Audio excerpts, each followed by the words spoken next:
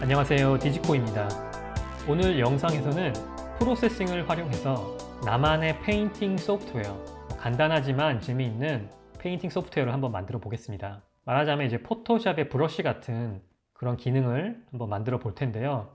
if 조건문과 마우스 프레스트, 키 프레스트와 같은 우리가 이전 영상, 기초 영상에서 살펴봤던 그런 내용을 바탕으로 한번 응용을 조금 해 보겠습니다. 먼저 우리가 만들어 볼 결과물을 잠깐 보여드리면 이렇게 마우스를 눌러서 페인팅을 할 수가 있고요. 또 색깔을 이렇게 바꿔 볼 수도 있고요. 그리고 지금 제가 키보드를 누르고 있는데 이런 브러쉬의 굵기를 바꿔 볼 수도 있어요. 브러쉬를 굵게도 해보고 또 얇게도 해보고. 지금 색깔이 랜덤하게 바뀌고 있는데 그 랜덤하게 바꾸는 키보드의 키를 또 계속 누르고 있으면 또 이렇게 재미있는 효과도 낼 수 있어요. 그리고 만약에 새로 시작하고 싶다 그러면 결과물을 모두 지우고 이렇게 다시 시작해 볼 수도 있고요. 그리고 내가 마음에 드는 결과물을 만들었을 때에는 이미지로 저장을 할 수도 있습니다. 네, 이렇게 옆에 띄운 창은 프로세싱의 결과물을 PNG 파일로 저장한 그런 이미지가 되겠습니다. 그래서 이런 부분들을 한번 처음부터 빈 스케치부터 시작을 해서 한번 차근차근 살펴볼게요. 뭐 그렇게 어렵지 않습니다. 내용도 그렇게 길지 않을 것 같고. 그럼 한번 시작을 해보죠. 그럼 빈 스케치 창에 기본적인 코드부터 작성을 해줄게요. 기본적인 셋업과 드로우가 들어가고요. 창 크기는 뭐 적당하게 500 정도로 놓겠습니다.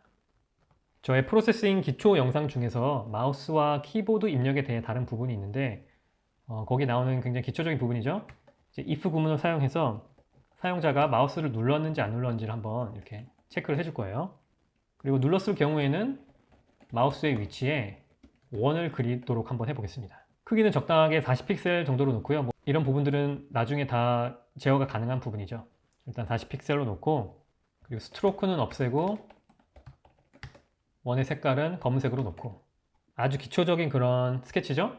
이제 백그라운드 함수는 제가 넣지 않고 있어요. 왜냐하면 백그라운드를 넣게 되면 매 프레임마다 다시 배경색이 리프레시가 되면서 우리가 궤적을 남길 수가 없거든요. 그래서 이 부분은 넣지 않는다는 점.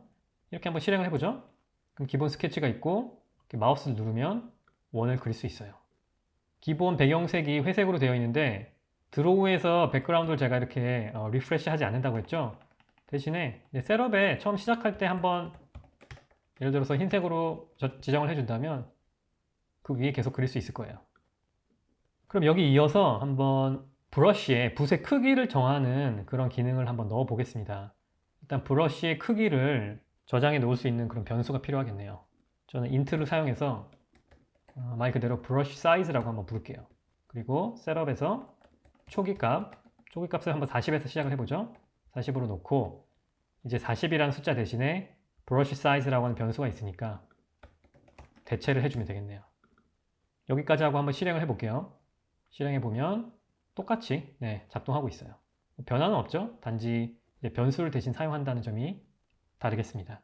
그럼 이제 브러쉬 크기를 변화해주고 싶으면 키보드를 통해서 그런 부분을 제어해 줄 텐데 이를 위해서 키 프레스라고 하는 함수를 추가를 해주겠습니다. 그래서 이제 누른 키를 체크를 할 텐데요. 어떤 키에다가 브러쉬를 작거나 크게 하는 그런 기능을 넣어주면 좋을까요? 제 생각에는 키보드에 마이너스 플러스 키를 사용하면 좋을 것 같아요. 그래서 마이너스 키를 체크하는 if 구문을 넣어주고 만약에 사용자가 마이너스 키를 눌렀다면 우리가 가지고 있는 브러쉬 사이즈 변수를 5 단위로, 5픽셀 단위로 줄여주겠다 라고 하는 거죠.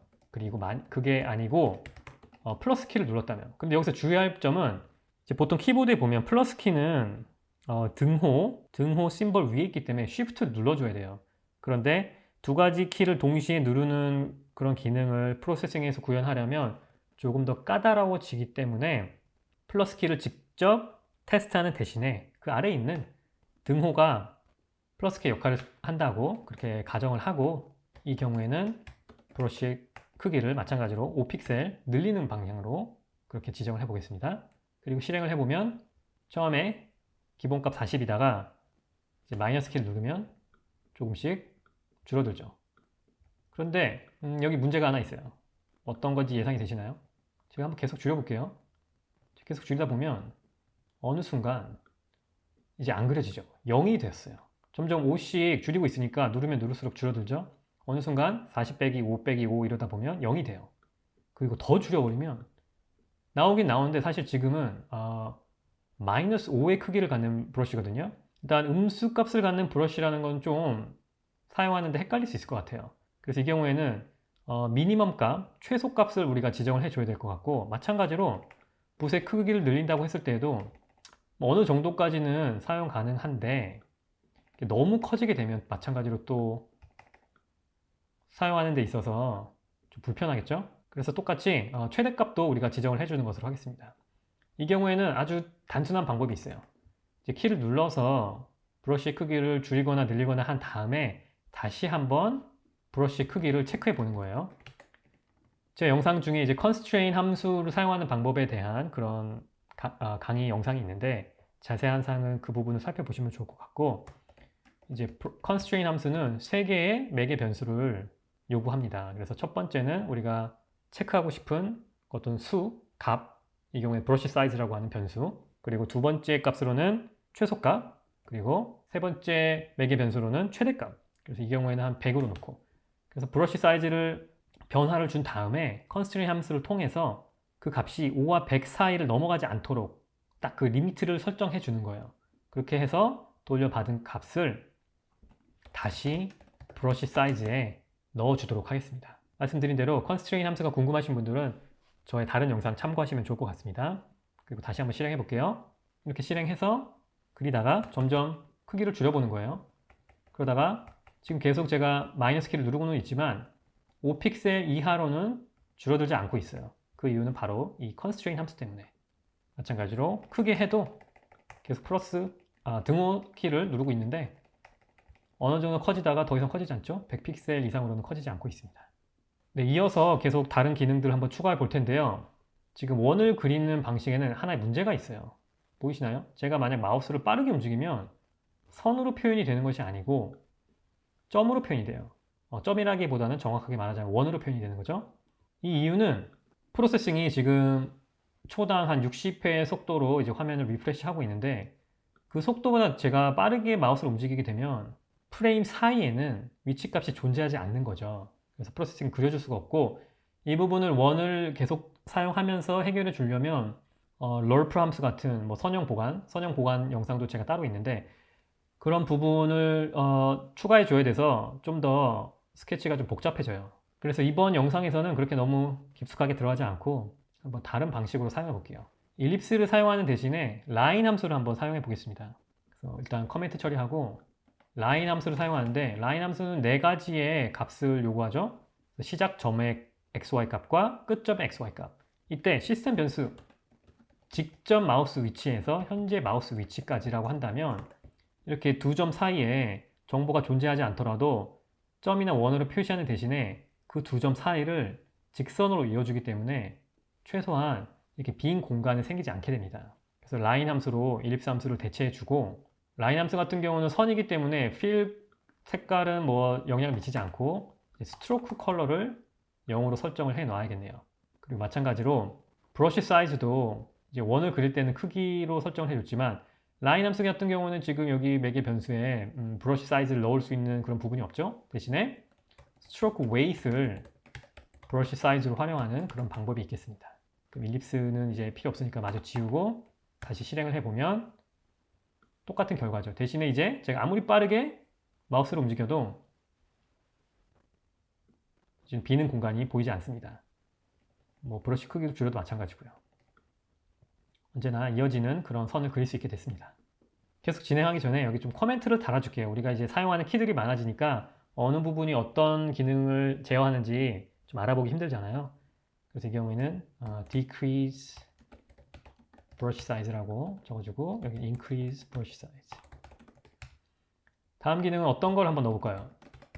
화면을 지우는 역할을 하는 그런 기능을 한번 넣어볼까요? 어떤 키에 이 기능을 적용할지는 뭐 여러분한테 달려 있어요. 근데 저 같은 경우는 R이라고 할게요. R 하면은 이제 refresh, 뭐 새로 고침을 한다 이런 의미에서 refresh screen라고 하고, 이 기능 어떻게 구현하죠? 간단하죠? 단지 한 번 더 백그라운드 함수를 호출해주면 모두 싹 지울 수 있어요.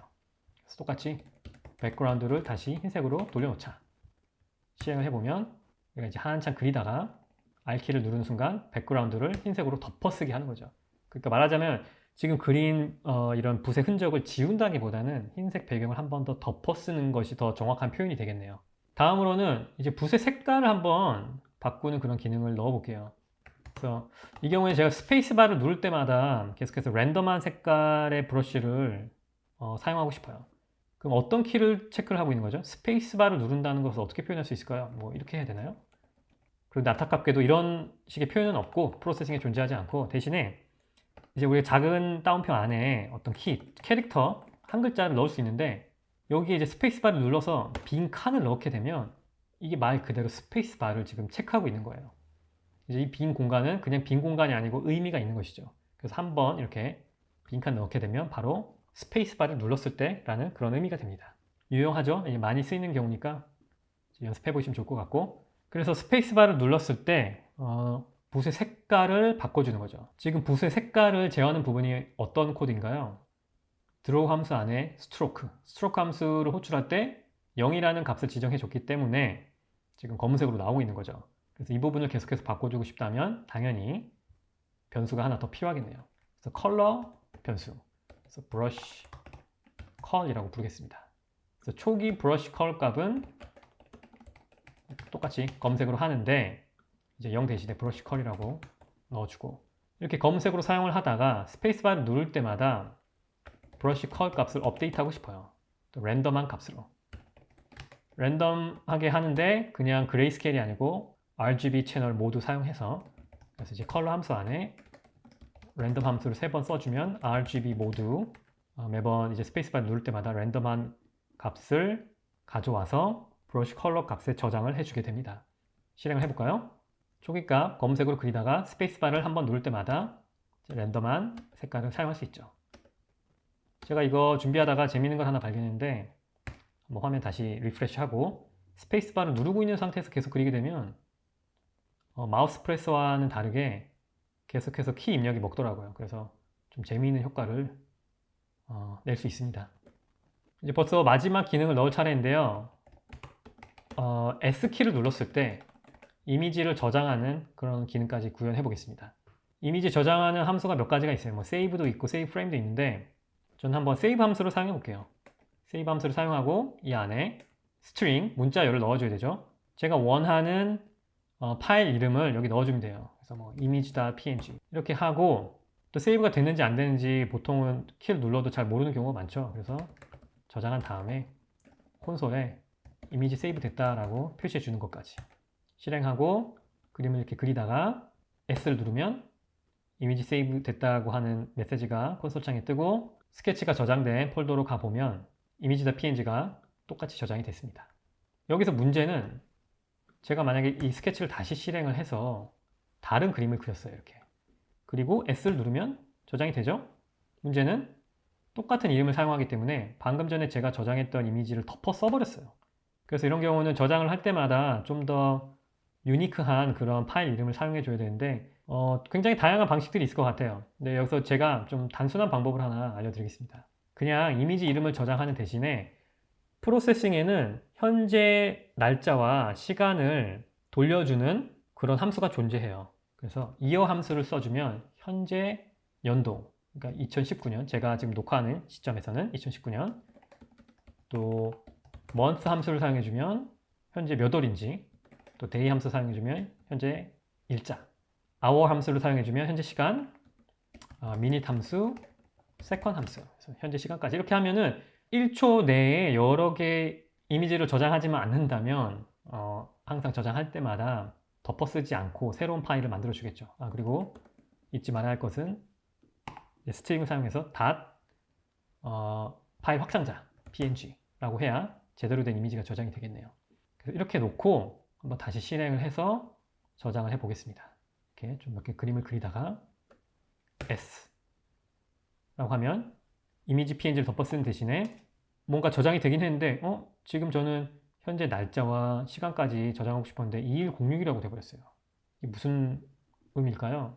이게 지금 모든 숫자를 정말 숫자로 계산을 해서 다 더해버린 거예요. 2019 더하기 지금 11월 더하기 뭐 며칠 몇 시 이걸 다 더해버린 거죠. 그래서 이거를 숫자로 다루지 않고 문자열로 다루고 싶으면 뭐 여러 가지 방법이 있는데 제가 해보니까 이제 string이라고 str이라고 하는 함수가 있어요. 어떤 숫자를 이렇게 str 함수로 감싸주면 이 숫자를 문자열로 바꿔주는 그런 역할을 합니다. 그런데 모든 숫자에 str 함수로 이렇게 덮어주지 않고 하나만 해봤더니 다시 실행을 해서 저장을 해볼게요. 그랬더니 얘만 문자열인 게 아니고 그 사이에 있는 모든 것들도 이렇게 문자열로 표현을 해주더라고요. 저도 정확하게 어떤 식으로 이런 기능이 작동하는지 모르겠지만 여기 2019년 뭐 11월 27일 저녁 9시 이런 식으로 제대로 저장이 된 것을 볼 수 있습니다. 그래서 이제 계속 뭐 그리다가 또 저장을 해보면 네, 이제 날짜 시 분은 같고 이제 초만 바뀌었죠.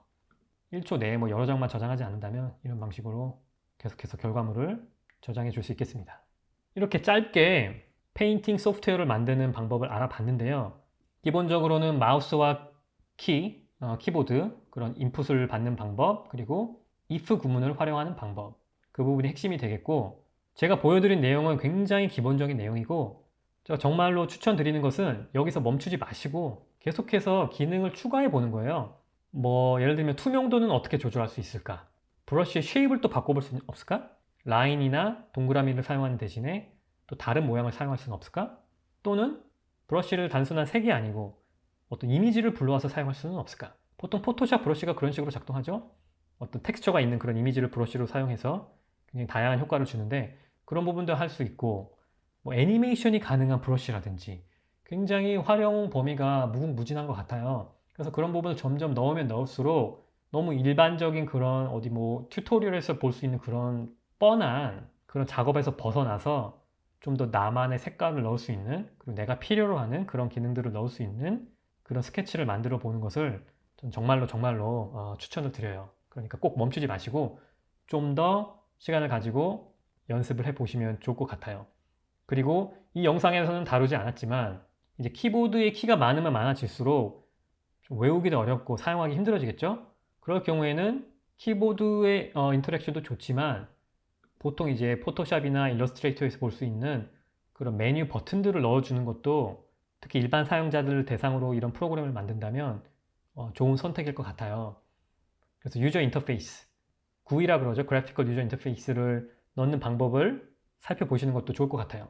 그런데 이런 기능을 내가 직접 구현하기는 좀 시간이 많이 걸리고 어려운 부분이 많은데 다행히도 프로세싱에는 다양한 라이브러리들이 나와 있어요. 그 중에서도 Control P5라고 하는 라이브러리가 이제 그래피컬 유저 인터페이스를 만드는데 사람들이 제일 많이 사용하는 유명한 라이브러리입니다.